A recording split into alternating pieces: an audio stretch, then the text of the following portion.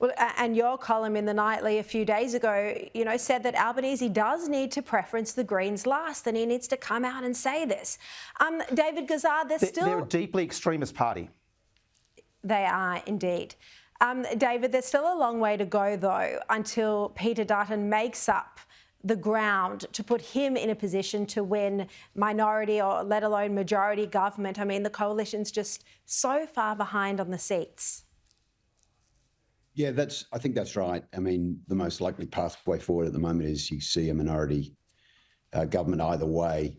That said, there's a long way to go. Most people don't make up their mind until very late in the campaign. And we haven't seen any policies yet really effectively from the coalition. So once that starts and people start making up their mind, but there's only been one-term government in Australia's history since Federation, the 31 Scullin government.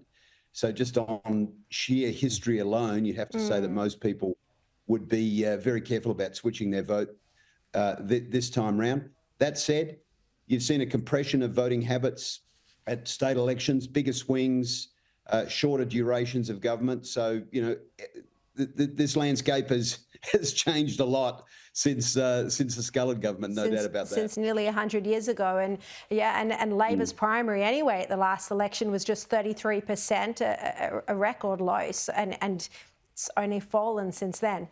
Now, Peter Dutton gave a major speech on nuclear energy policy today. Cameron, the opposition leader said that if the state premiers supported his plan, he'd be able to get it up and running pretty quickly. But the issue is that most of the states, at this point anyway, don't support it. Well, that's right. And I think even David Crisafulli in Queensland said that he won't go nuclear even if he wins the Queensland state election. So, yes, there's that problem. But I think the voters are making the change here, Sharri. I mean, 19 out of 20 countries around the world use nuclear power perfectly safely. I mean, the French get to Paris Accord numbers because they've got nuclear energy, for goodness sake. So I think it's changing. I think what's changing is when Albo was a young bloke running around in a T-shirt with a placard saying no nukes, that might have worked.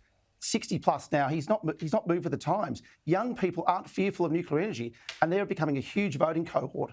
And I think on the issue of nuclear, Dutton's got it right. It's the future of getting to net zero by 2050, along with renewables and everything else we're doing as well.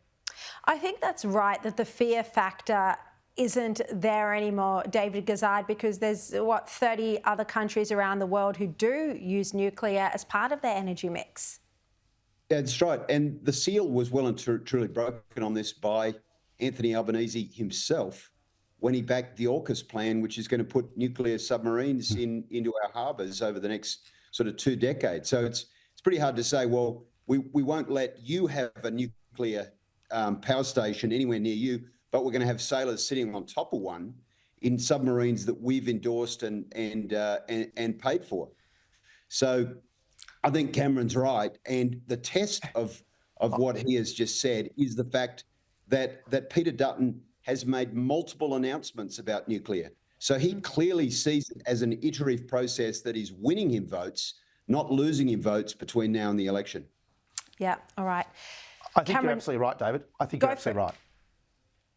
I was going to say, I mean, Peter Dutton's nuclear power plants are going to be much further away from population and community, and yet, Albo's nuclear subs are going to be sitting under the Sydney Harbour Bridge. I mean, if you're fearful about nuclear, the AUKUS subs are a far worse problem. So, no, I think David's exactly right. I mean, I think the fear factor's gone out, and Peter Dutton has been upfront, and yet the polls are still going his way even after announcing this nuclear policy. Yeah, and it gives another potential solution in any case to the energy crisis in this country. All right, Cameron Milner, David Gazard, really appreciate your time.